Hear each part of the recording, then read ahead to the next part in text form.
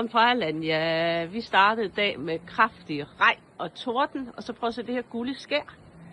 Det er sand fra Sahara, og prøv at se her, hvordan det ligger overalt.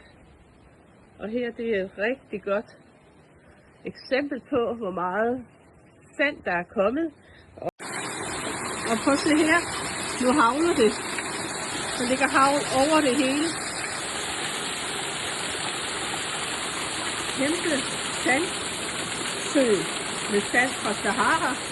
Og skyer, der hænger lavt, kombineret med sand fra Sahara. Det giver det her gule skær. Kan I se det her, hvor gul-orange det gør?